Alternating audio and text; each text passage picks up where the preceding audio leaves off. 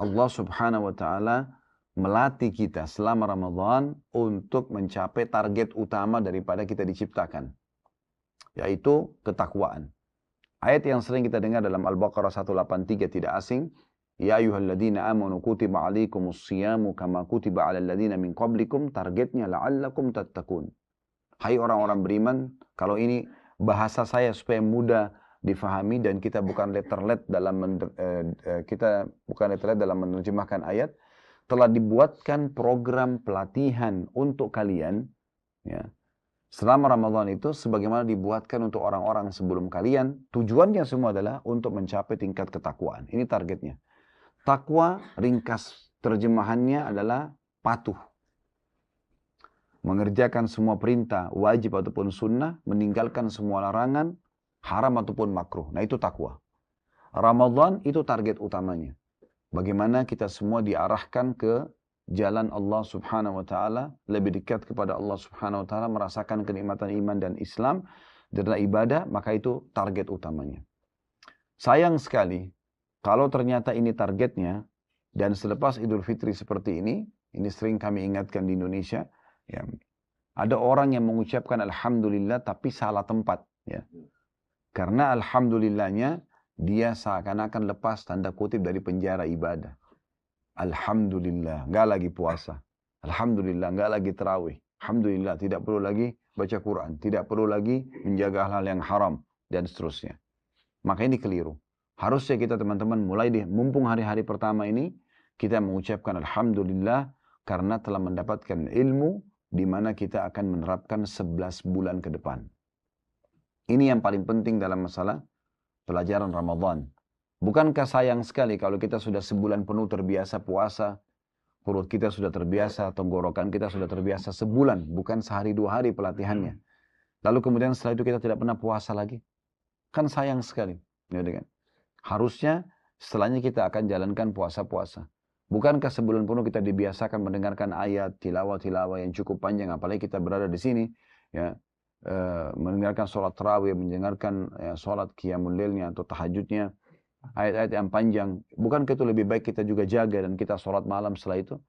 Mungkin kalau ada teman-teman yang bilang, tapi kan orang tarawih selepas ba'da isya, Ustaz. Kita mungkin masih belum terlalu mengantuk.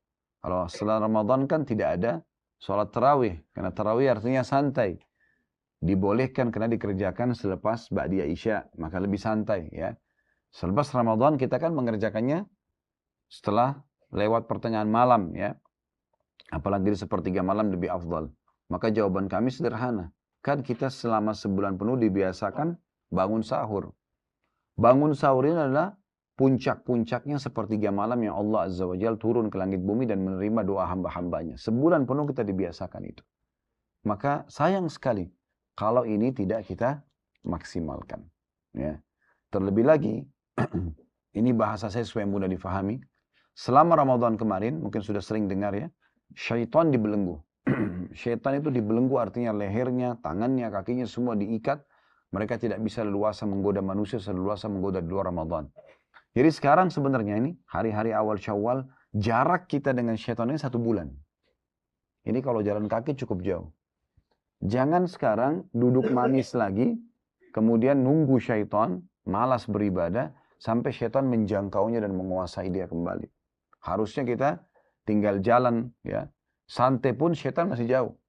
Artinya kekuatan iman kita sekarang akan membuat kita bisa selamat dari godaan syaitan, terutama malasnya dalam mengerjakan ibadah. Nah, ini yang kita ingin singgung sebenarnya dan kita ingin bahas di sini agar kita memahami tujuan daripada Ramadan itu. Kan rugi sekali ya. Ini secara akal sehat saja. Kalau seandainya ada orang, contoh dia belajar bahasa, anggaplah bahasa Arab atau bahasa Inggris misalnya. Sebulan penuh panggil orang yang paling mahir dalam salah satu dari 2 bahasa ini, lalu kemudian dia sudah belajar, dia ikut pelatihan, setelah itu tidak pernah sama sekali praktek ilmunya. Kan tidak ada manfaatnya, sayang gitu. Mungkin dia punya ilmunya, tapi dia tidak punya efek daripada kebaikan pelatihan tersebut.